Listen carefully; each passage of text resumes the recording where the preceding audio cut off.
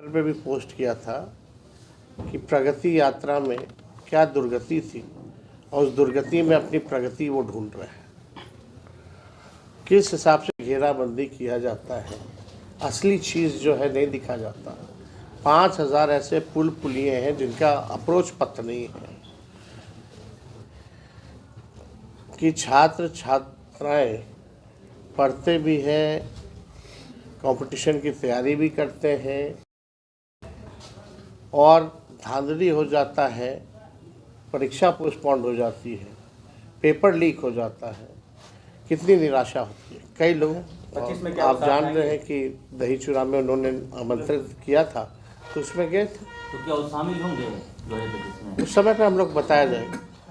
आज भोजपुर जिले में जो हमारा कार्यक्रम है, पार्टी का कार्यक्रम है, जो पूरे बिहार में हर जिले में हो रहा है, इसका नाम है कार्यकर्ता दर्शन सह संवाद कार्यक्रम। और इस कार्यक्रम के तहत आज भोजपुर जिले के सभी विधानसभा के, हर ब्लॉक के, पंचायत के जो हमारे कार्यकर्ता हैं, जो बूथ पे तैनात रहते हैं, पंचायतों में रहते हैं, उनसे सीधा संवाद हम लोग करेंगे। और उद्देश्य यही है कि पार्टी को संगठन के रूप में और कैसे ज़मीनी स्तर पर मजबूत किया जाए और इसका विस्तार कैसे किया जाए।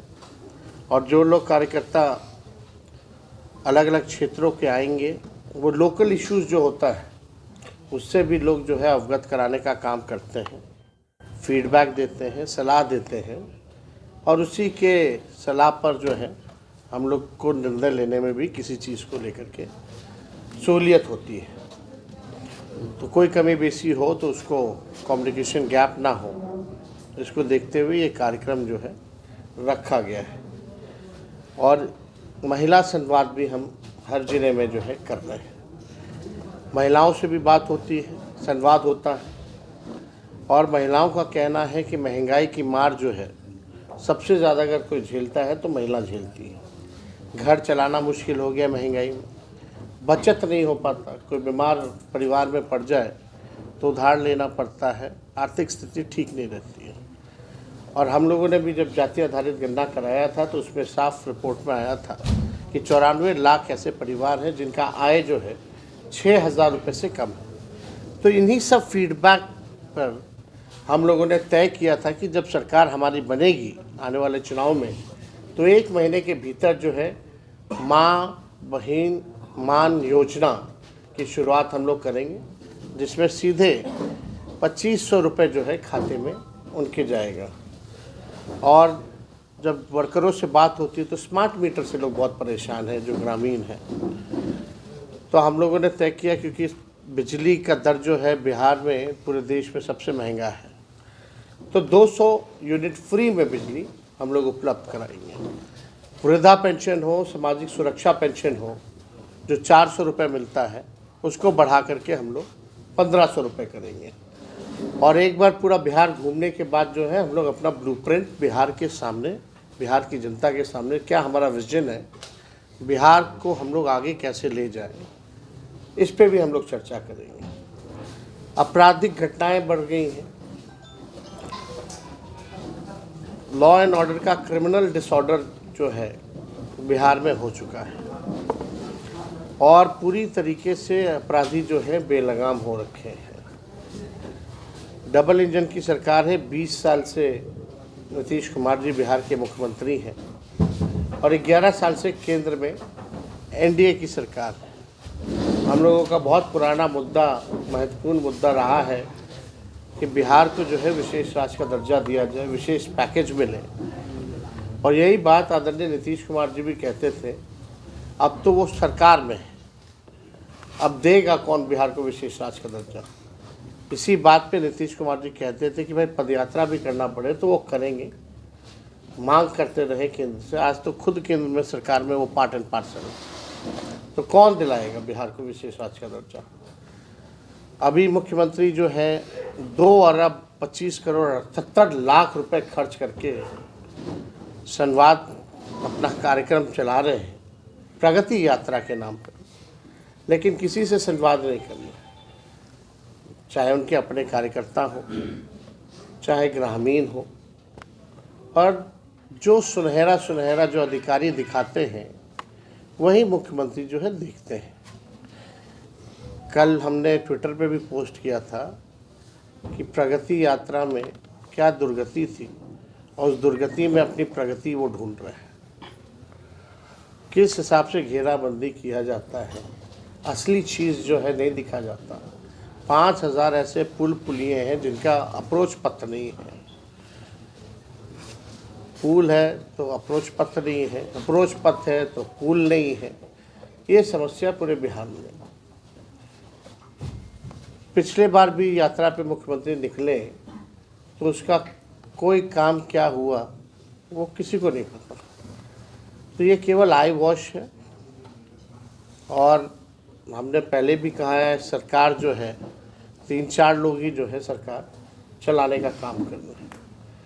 अब मुख्यमंत्री थक चुके हैं, रिटायर्ड अधिकारियों के साथ सरकार चला रहे हैं। अब उनकी कोई विजन नहीं रह गया कि बिहार को और आगे कैसे ले जाए। कोई रोड मैप नहीं है, कोई ब्लूप्रिंट नहीं है।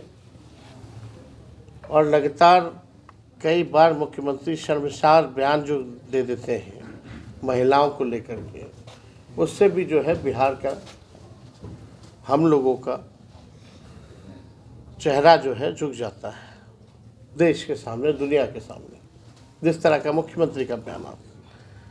हम लोग जब 17 महीने थे तो हम लोगों ने काम किया, 5 लाख नौकरियाँ, 3.5 लाख नौकरियाँ प्रक्रियाधीन कराई। कोई पेपर लीक नहीं होता था। लेकिन नीतीश जी, एनडीए की जब भी सरकार बनती है, चाहे मैट्रिक का परीक्षा हो, चाहे बीपीएससी का हो, पेपर लीक के बिना कोई परीक्षा नहीं हो पाती। उन 17 महीनों में नौजवानों के चेहरों पर खुशियाँ थी, उम्मीद था, हाथों में नियुक्ति पत्र मिलता था, गांधी मैदान में रोजगार मेला लगता था। आज वहीं जेपी गोलंबर पे जो है छात्रों की कुटाई की जाती है। देह पे चोट है, आंख में आंसू है और निराशा पूरी ओर से छाई हुई है। और हम लोग सब लोग अब तो जीएसटी भी लगा दिए फॉर्म भरने पर, अब उसका भी जीएसटी लगा दिया गया। तो आप समझ सकते हैं कि छात्र छात्राएं पढ़ते भी हैं, कंपटीशन की तैयारी भी करते हैं, और धांधली हो जाता है, परीक्षा पोस्टपोन्ड हो जाती है, पेपर लीक हो जाता है।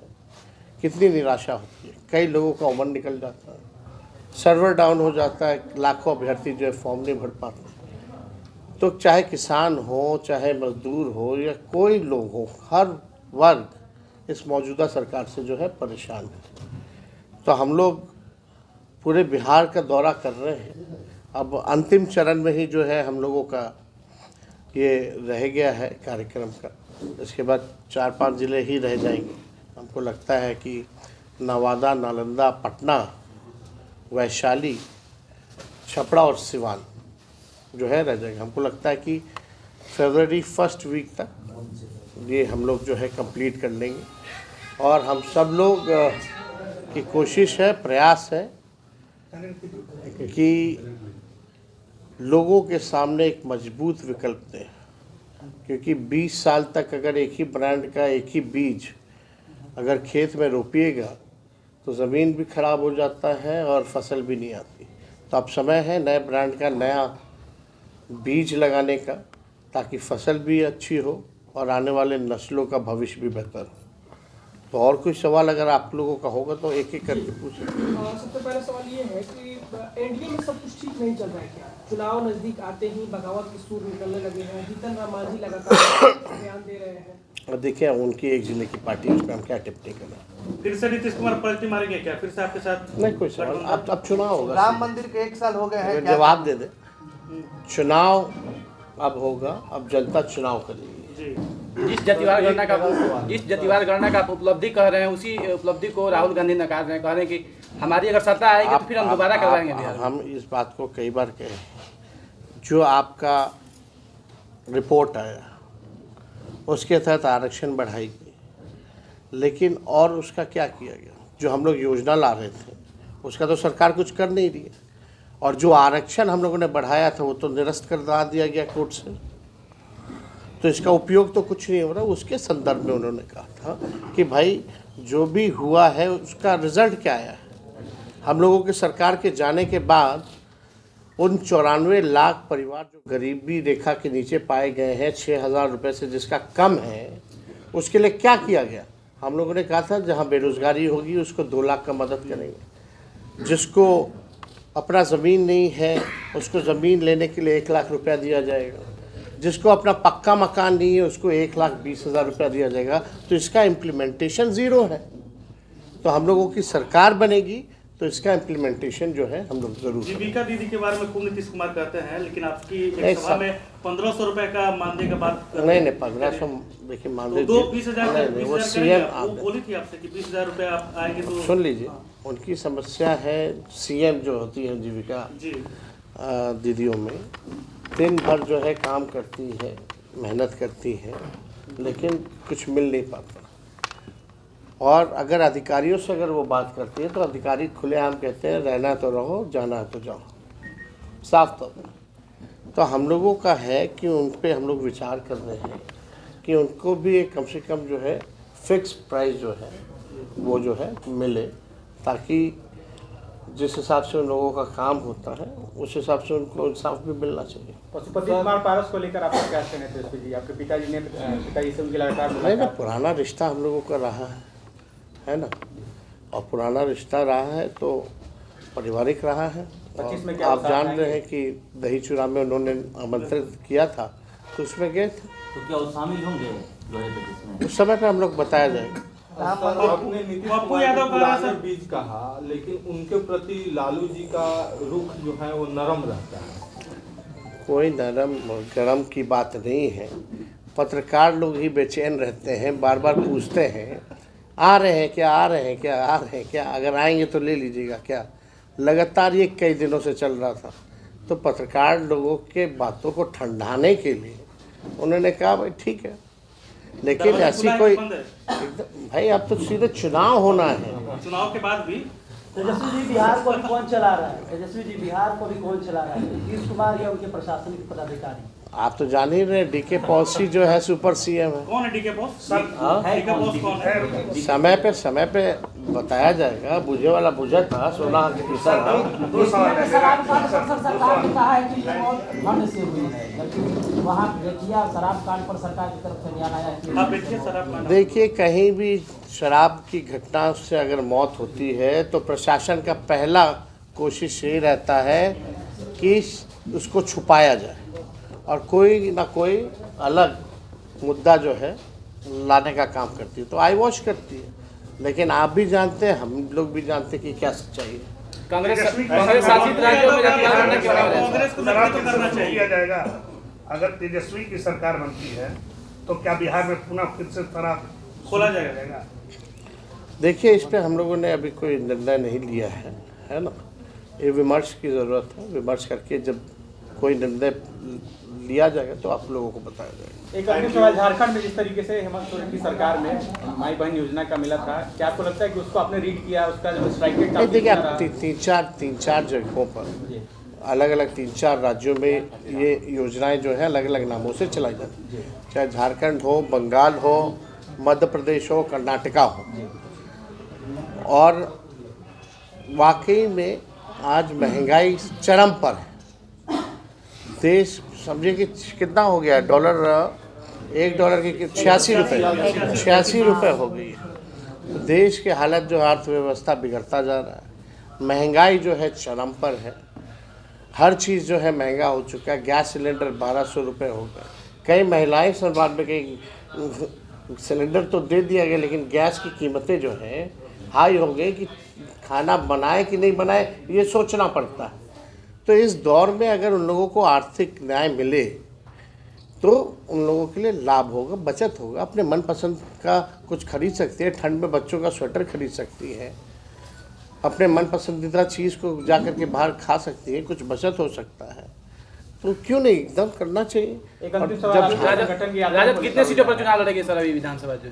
हाँ राजद कितने सीटों पर चुनाव? आइए नेगोशिएट करवा देंगे, प्रतिनिधि बन जाइएगा, 30 से अधिक जिलों में ज़्यादा से ज़्यादा सीट दिलवा दीजिएगा। आरा के लिए क्या कुछ ब्लूप्रिंट है सर? आरा के लिए क्या कुछ सोचा आपने? आरा में जो अगर आपकी सरकार बनती है तो आरा में क्या कुछ विकास का कार्य किया जाएगा? क्या कुछ सोचा आपने? जिस तरीके से पहले आपने मेडिकल कॉलेज देने का काम किया था, लालू यादव की ही देन है कि वो मेडिकल कॉलेज बन रहा है, तो आगे क्या कुछ और कुछ होना चाहिए? देखिए यूनिवर्सिटी हो, मेडिकल कॉलेज हो, हर चीज़ तो मिल ही रहा।